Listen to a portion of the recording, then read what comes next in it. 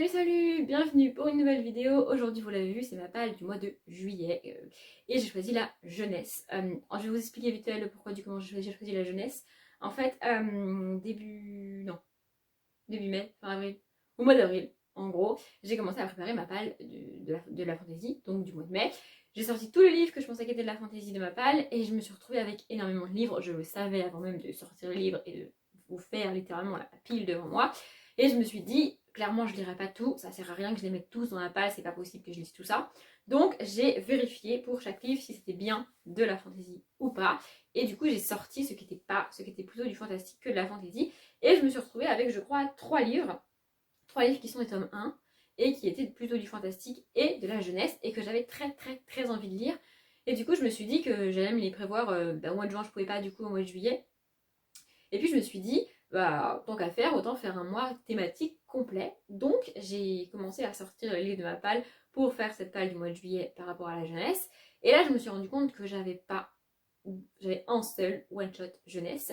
Et comme je lis toujours en parallèle un one-shot et un livre de saga, et que je voulais vraiment faire, mais non pas pourquoi, je voulais vraiment faire un mois complet où je lis que de la jeunesse, je me suis dit, ça va pas. Évidemment, qu'est-ce que j'ai fait? J'ai acheté des livres, mais j'ai acheté intelligemment. J'ai acheté des grands classiques de la littérature jeunesse que je n'ai jamais lus et qu'il faut absolument que je lise. Et donc, je vais vous montrer ça tout de suite. D'ailleurs, je vais commencer par les classiques. Ne me jugez pas. Il y a des très très grands classiques que j'ai pas lus. Je les ai achetés exprès pour les lire. Il y en a un en particulier que je sais que si, je sais que si je le lis pas sur son mois de juillet, probablement je le lirai jamais de ma vie. J'ai galéré à le trouver de ouf. Je le voyais partout, dans tous les magasins d'occasion où j'allais. Et je me disais, ouais, non, pas maintenant, ouais, non, pas maintenant. Et là, que je le voulais absolument, impossible de le trouver. Enfin bref, ça a été une catastrophe. Donc ne me jugez pas, il y a plein de grands classiques. Il y a aussi un livre qui est pas vraiment un classique de la littérature jeunesse, mais que j'ai trouvé par hasard à la FNAC et que du coup je me suis dit que j'allais mettre dans cette palle. Il y a énormément de livres, je crois que j'ai... Attendez, je compte. J'ai 17 livres, plus 2, vous allez voir. Donc en gros, j'ai énormément de livres à vous présenter, mais j'ai bon espoir de tout lire parce qu'en plus au mois de juillet, il y a le challenge en rapport avec le week-end d'Amine proposé par Lily Bookin aka Alison Germain, de lire chaque week-end, tu utilises un objectif de plus en plus gros. Et moi, je pense que je vais faire 400, 600, 800 et 1000 pages sur les 4 week-ends de juillet, ce qui m'amènerait à un week-end à 1000. Comme ça me permettrait d'avancer. Et comme je vais lire que de la jeunesse, c'est possible de lire beaucoup de pages sur un week-end, même sans consacrer mon week-end entier à la lecture. Bref, j'arrête de blablater et je vous montre. Le premier, c'est celui que j'avais déjà dans ma palle et que j'ai déjà commencé en fait, mais j'ai pas été au bout. C'est Le Tour du monde en 81 jours de Jules Verne. Je l'ai commencé, j'ai dû lire, voilà, mon marque-page est à la page 16. Je crois que je vous l'avais déjà montré d'ailleurs. Voilà, mon marque-page, magnifique, n'est-ce pas? Et du coup, en fait, je l'ai commencé et l'écriture est très particulière. Je ne m'attendais pas à devoir fournir autant d'efforts pour lire un livre jeunesse, parce que c'est un jeunesse et que je suis une adulte, donc c'est censé se lire facilement pour moi. C'est à partir de 11 ans, donc j'en ai presque 26. Hein. Voilà, voilà. Donc je pensais que ce serait facile à lire pour moi, et en fait l'écriture est assez compliquée, je trouve. Et du coup, quand je l'ai pris, je voulais un truc jeunesse qui se lise rapidement, et comme ça se lisait pas rapidement, je l'ai reposé et je ne l'ai jamais repris. Et c'est le seul donc one shot que j'avais en jeunesse, et je me suis dit il faut absolument absolument que je le lise. Surtout qu'entre temps j'ai lu Les Mystères de l'Art extrême de Lucie Carapajo. J'ai consacré une vidéo à la saga, je vous la remets en barre d'infos comme d'habitude. À chaque fois que je cite une vidéo et un livre dans mes vidéos, tout est en barre d'infos. Vraiment tout, je prends le temps de faire ça, j'aime bien en fait. Donc je me suis dit qu'il fallait absolument que je le lise. En plus on a quelques illustrations. Et au pire, en fait, lire ce livre-là au milieu d'un mois de la jeunesse, même si celui-ci je mets un peu plus de temps à lire, vu que tout le reste ça va se lire rapidement, je me suis dit que c'était pas trop. Enfin, que c'était mieux de faire comme ça. Le deuxième, c'est Cœur sucré, le tome 5,5 des Filles au chocolat. Donc c'est lui que j'ai trouvé totalement par hasard à la FNAC. Il devait faire genre 80 pages, un truc comme ça. Attendez, je cherche parce qu'à la fin il y a plein de trucs en plus que l'histoire et on s'en fout. Voilà, il fait 91 pages, donc ça en une journée ça va être plié. Sur un des week-ends ça va être nickel. Et comme ça j'aurais totalement. Je considérais déjà que j'avais terminé la saga parce que j'avais déjà lu les 6 tomes de la saga. Mais là j'aurais vraiment lu toute la saga complète, les 2 tomes, donc le tome 3,5 et 5,5 compris. Parce que 3,5 je l'ai déjà lu. Et donc voilà, comme ça j'aurais terminé cette saga. Et ensuite, je ne pouvais pas faire un mois juillet jeunesse sans lire de Roald Dahl, ce n'est pas possible. Donc là, j'ai James et la grosse pêche de Roald Dahl, évidemment. Celui-ci, il est à partir de 9 ans. Ah oui, je ne l'ai pas dit, pour moi, jeunesse, j'ai pas inclus de young adulte. Vraiment, c'est, ce sont des livres qui sont lisibles, ça se dit, à partir de 13 ans. de 9 à 13 ans. Voilà. Celui-là c'est 9 ans, il y en a c'est 13 ans, mais voilà, c'est pas des young adultes pour moi, 13 ans ça reste jeunesse, même si 13 ans c'est le début de l'adolescence, on est d'accord, mais ça reste de la jeunesse. Bref, pendant un moment je lisais un Roald Dahl à chaque week-end à 1000 et puis j'ai arrêté parce que j'ai pratiqué le dernier week-end à 1000 je l'ai pas fait parce que je m'en suis rendu compte au dernier moment et j'avais pas vraiment envie de le faire, pas prévu de le faire et tout et tout. Et du coup bah, j'ai arrêté de lire du Roald Dahl, ça fait un moment que j'ai pas lu de Roald Dahl. Et du coup, bah, je me suis dit que c'était l'occasion et qu'il serait peut-être temps. En fait, mon objectif, c'est de lire toute la bibliographie de Roald Dahl. Et donc, donc ce serait bien. Celui-ci, il fait 157 pages. Donc, c'est pareil, c'est illustré, toujours par Quentin Blake, pour ceux qui connaissent Quentin Blake.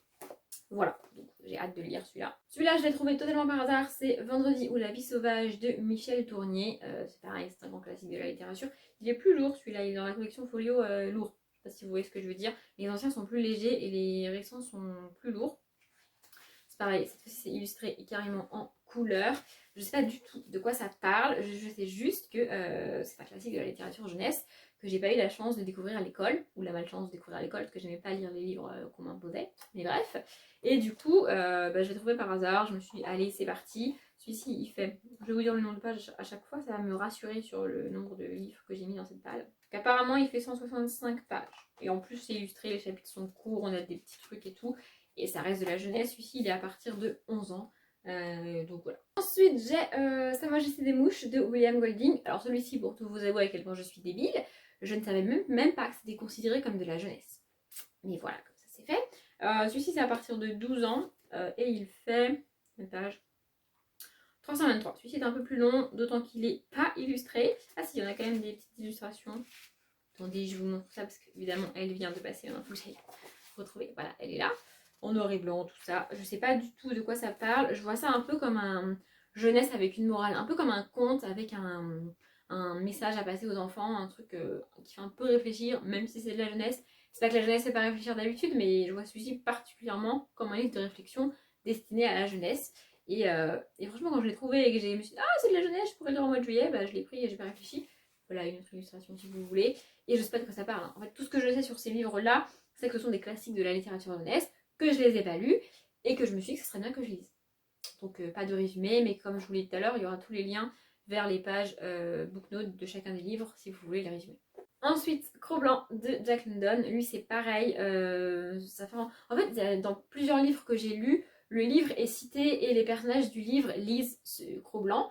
Et du coup, à chaque fois, je me disais, ouais, mais j'ai pas vraiment envie de le lire en fait, je sais pas trop, je suis pas sûre que ça parle d'un chien, je sais pas trop, enfin voilà. Je vois ça un peu comme un espèce de lacis, voilà, peut-être un peu plus, avec un peu plus de réflexion, comme le Sa Majesté des Mouches. Peut-être que je me plante carrément. Pareil, on a des mini-illustrations.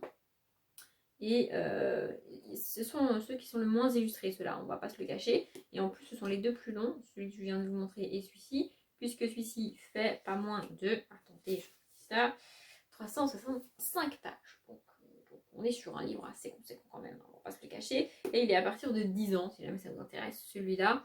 Voilà, à part qu'on va vaguement parler d'un chien, franchement, je sais pas de quoi ça parle. Bon, la couverture me fait plutôt penser à un loup, mais bon, voilà.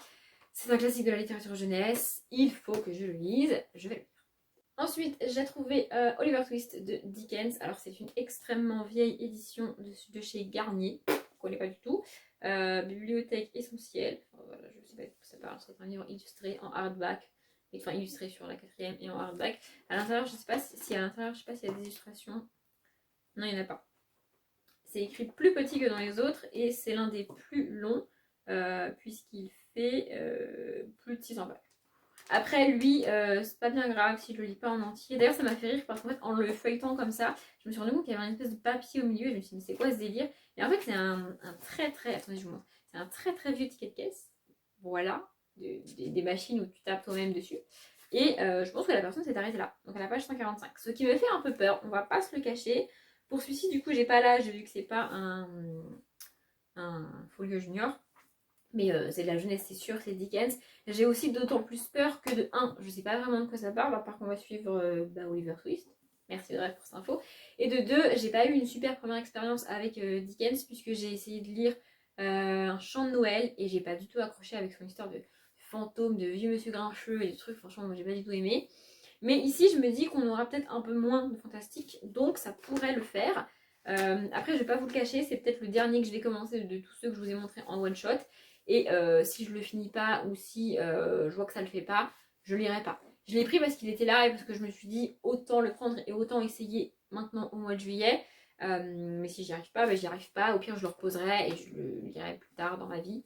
Mais au moins, je l'ai. Et puis l'édition était assez canon, hein, on va pas se le cacher.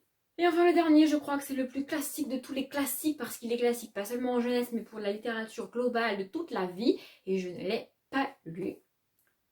Le Petit Prince d'Antoine de Saint-Exupéry. Non, je n'ai jamais lu Le Petit Prince. Lui c'est pareil, il est très très très court. J'avais un peu peur parce que je l'ai commandé. 97 pages. Ouais, en plus, oh, il est illustré en couleur et tout, il est trop beau. Je l'ai acheté d'occasion sur un site d'occasion. Je fais rarement ça, mais ces derniers temps, je l'ai fait. Parce qu'il y a des livres que je ne trouvais pas. Putain, pardon pour le gros mot. Les illustrations sont magnifiques, vraiment. Je le trouve trop beau.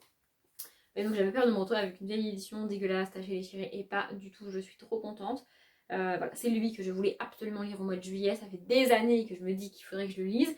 Mais en même temps, j'ai peur parce que tout le monde dit tellement que c'est génial et tellement que c'est trop bien et trop cool et qu'il faut le lire que moi j'ai peur d'être déçue. Et ça a d'ailleurs été un peu le cas de Kiss de Librarian.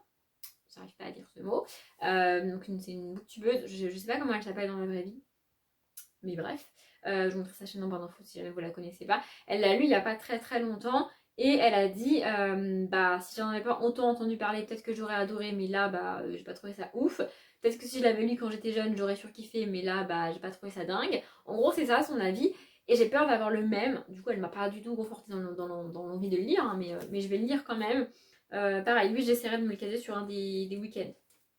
Parce que sinon, il va traîner et ça va être le bœuf, vraiment. Donc, je vais le lire. Et ensuite, rapidement, avant de passer au livre de saga, j'ai Pinocchio et Dumbo, donc qui sont deux Disney que j'ai achetés, c'est chez France Loisirs. J'avais commencé la collection, j'ai toute une collection, je crois que je les ai quasiment tous. J'ai tous ceux que j'aime, en gros. Et en fait, je pense qu'ils ont sorti Dumbo suite à la sortie du film de Tim Burton et j'ai adoré le film. Et je me suis rendu compte que j'avais jamais vraiment vu le dessin animé de base. Donc le lire ce serait pas mal. Et Pinocchio, Pinocchio quoi, voilà. Hein. Et en plus Pinocchio c'est cool parce que j'ai bien en tête le conte original de Carlo Collodi. Je crois que c'est Carlo son prénom. Que j'ai pas du tout aimé. Et donc je veux voir ce qu'on a vraiment fait Disney parce que j'ai mes souvenirs de quand j'étais petite, mais en vrai c'est pas trop. Et du coup c'est pareil, ça me fera des pages pour les week-ends à 400, 600, 800, tout ça. Je me suis dit que, en fait je les ai achetés et quoi qu'il arrive je vais les lire. Donc je me suis dit autant les mettre dans ma page du mois de juillet. Et maintenant on passe à la montagne de sagas, parce qu'entre les sagas que j'ai envie de commencer et les sagas que j'ai absolument envie de continuer, ça fait une sacrée pile.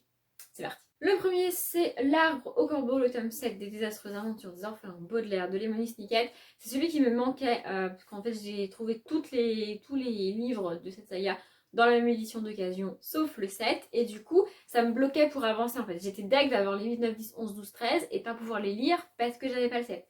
Du coup, j'étais prête à l'acheter en n'importe quelle édition, pas celle dans laquelle j'ai tous les autres, mais je me dis c'est pas grave. Si je le trouve, je l'achète, je le lis et après je mettrai des années s'il faut pour compléter ma collection et mettre le livre qui manque au milieu. Sauf que je ne le trouvais pas, dans aucune édition je ne le trouvais pas. Du coup je me suis dit c'est pas grave, je vais aller sur Rakuten et je vais bien faire gaffe à l'année, à l'édition, à la maison d'édition, au truc et tout, à la photo pour commander le bon. Et il est arrivé comme ça, donc je me suis dit cool, c'est le bon. Et en fait non, c'est pas le bon. Parce que moi j'ai les autres dans l'édition où on a le... Quand tu les mets côte à côte tous les uns les autres, c'est écrit les désastreuses aventures des orphelins Baudelaire sur tous les livres. Quand tu les mets dans ta bibliothèque, ça fait joli. Et là c'est pas bien. Mais bon, c'est pas grave, je pourrais le lire quand même. Et pareil, je galérerai des années s'il faut à trouver celui qui me manque dans la bonne édition. Celui-ci fait 267 pages, mais je ne m'inquiète pas, ça va se lire très vite parce que c'est un Baudelaire. Ici c'est dès 11 ans et ici je peux faire un résumé. Dans le tome 1 on rencontre Violette, Klaus et Pruny, mais je pense que vous commencez à connaître le résumé si vous avez vu plusieurs de mes vidéos. Bref, qui deviennent donc orphelins et qui vont dans chaque tome passer de nouveaux tuteurs en nouveaux tuteurs parce qu'à chaque fois il y a le grand méchant de la saga qui débarque et qui fout tout par terre pour eux.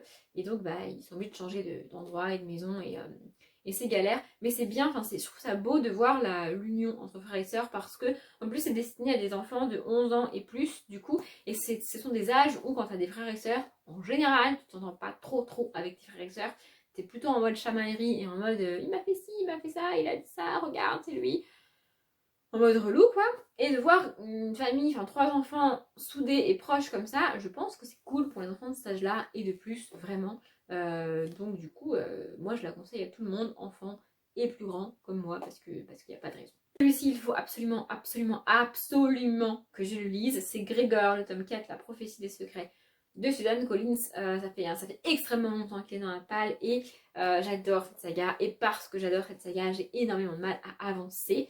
J'ai pas encore trouvé le tome 5 d'occasion et je sais que le tome 5 est le dernier. Et j'aime tellement cette saga, j'aime tellement cet univers que j'ai pas envie de la terminer. Et du coup, je fais traîner les tomes dans la balle. Ce qui n'a aucun intérêt. Donc là, je me suis dit, ça suffit Audrey, tu le lis. Je l'avais déjà mis dans une autre page, je sais plus laquelle, et je ne l'ai pas lu. Mais là, je vais le lire, c'est sûr. Ça, c'est à partir de 10 ans. Et ça fait 343 pages. Il n'y a pas vraiment d'illustration, c'est juste que le livre est divisé en parties et qu'à chaque début de partie, on a une illustration. Donc il y a 3. En général, il y a 3 parties, donc 3 illustrations. Ceux qui ne sauraient pas et qui n'auraient pas reconnu, Suzanne Collins, c'est l'autrice de Hunger Games. Et donc ici, c'est de la jeunesse. C'est vraiment de la jeunesse. Tu retrouves la manière de créer de Suzanne Collins, la manière d'écrire de Suzanne Collins, bien sûr. Mais c'est de la jeunesse et c'est vraiment génialissime. Vraiment. Par exemple, si vous avez des enfants et qu'ils sont trop jeunes pour lire Hunger Games, ils peuvent lire Grégor parce que c'est vraiment cool. Donc on y rencontre Grégor et sa petite sœur qui s'appelle Moufle, je crois que c'est comme ça qu'elle s'appelle. Et au début du tome 1, ils vont découvrir un monde souterrain avec une prophétie. Le tome 1, c'est la prophétie du gris. Et donc voilà, Grégor et sa sœur vont se retrouver catapultés dans ce monde. C'est un monde de fantasy. Et ils vont devoir essayer de comprendre c'est quoi ce délire, qu'est-ce qu'ils font là, qu'est-ce qu'ils ont à faire et comment ils peuvent retourner chez eux parce que leur mère s'inquiète en fait. Voilà, donc il faut absolument que je lise celui-là. Le suivant, vous l'avez déjà vu, tout comme Le Petit Prince d'ailleurs, si vous avez vu mes vlogs. D'ailleurs, j'ai toujours parti les étiquettes, hein, voilà. Donc, c'est Le Sacrifice de l'Épouvanteur, le tome 6. Lui, c'est pareil, j'avais envie d'avancer dans cette saga, mais je ne trouvais pas le tome 6, ni le tome 7, ni le tome 8, ni le tome d'après. D'ailleurs, d'occasion, je parle évidemment.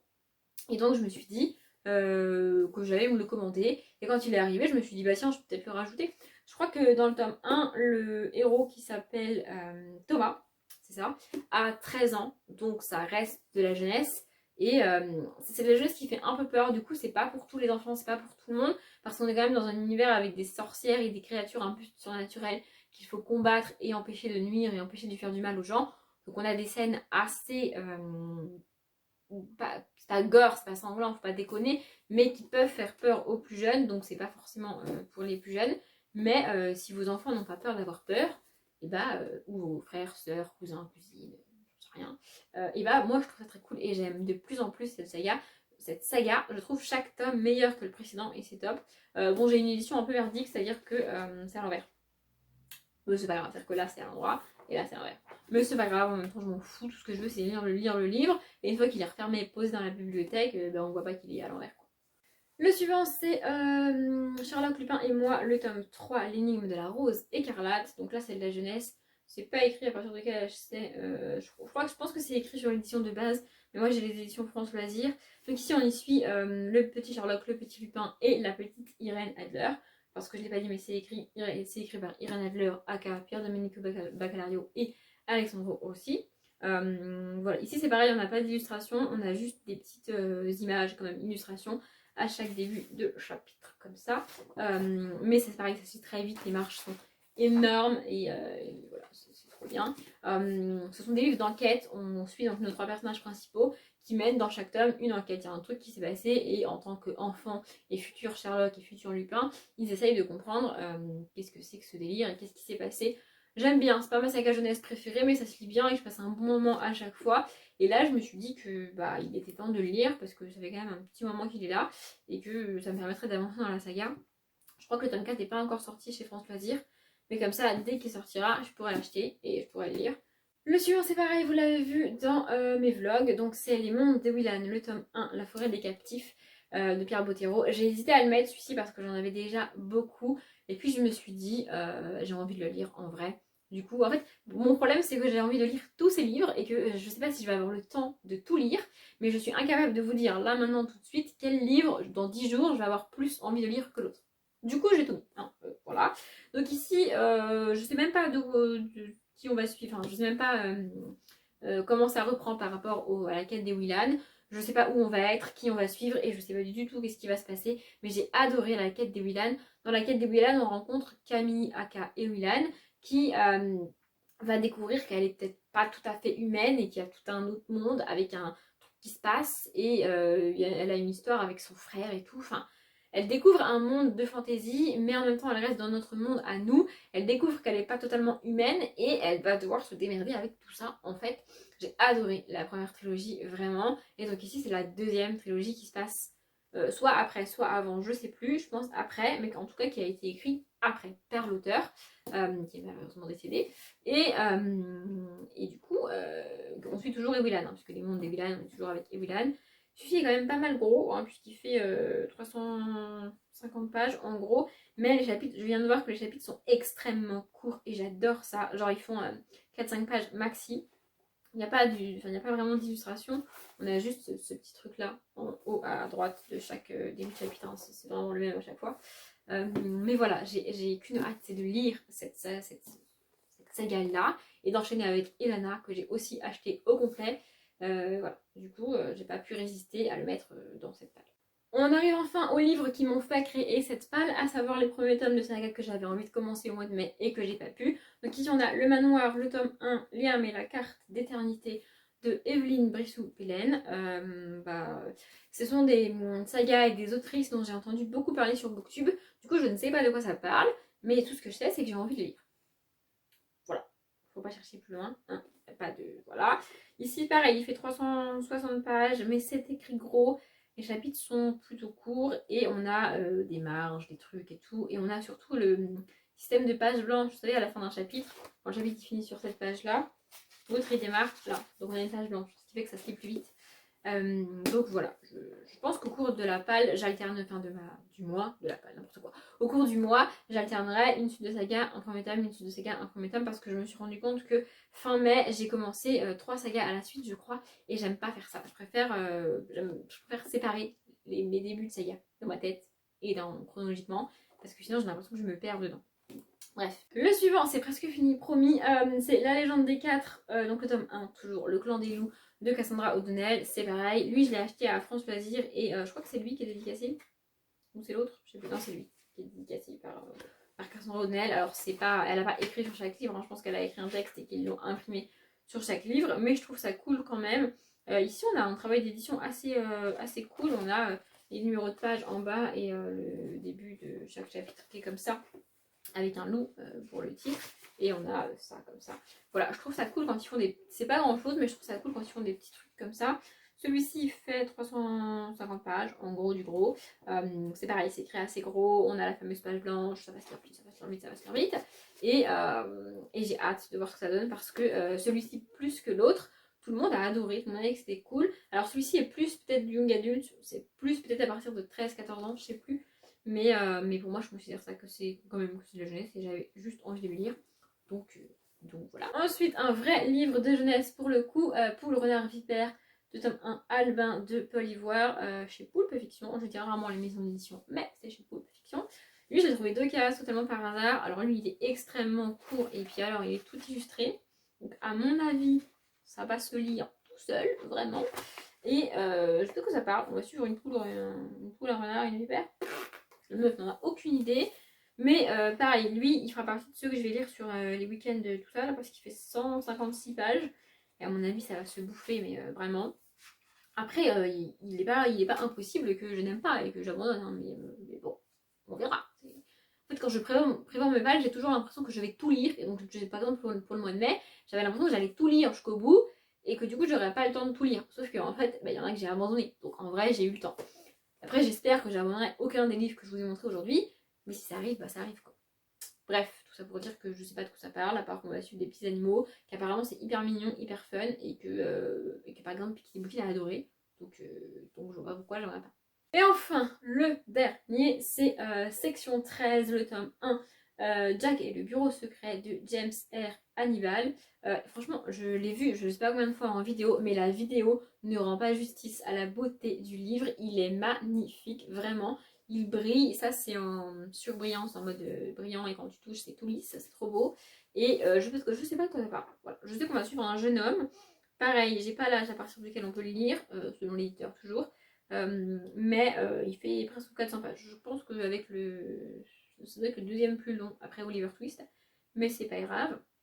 Par contre, les chapitres sont très très très courts. Et ça, c'est très très très cool. J'adore les chapitres courts. Plus les chapitres sont courts, plus je lis le livre rapidement. Du coup, je surkiffe quand c'est court. Je sais pas de quoi ça parle, mais en fait, je l'ai vu et j'avais envie de le lire. Voilà. Le fait de le voir plein de fois sur Booktube, ça m'a pas spécialement donné envie de le lire. Mais quand je l'ai vu à France Loisirs, je me suis dit, oh, allez. Je crois que je l'ai commandé sur le site. Et quand je suis arrivée chez moi et que j'ai ouvert le truc et que j'ai vu la beauté du livre, j'ai dit, waouh, il est trop beau. C'est magnifique. Ça fait partie des livres que j'aime tellement physiquement que si j'aime pas à l'intérieur, je vais être obligée de le revendre.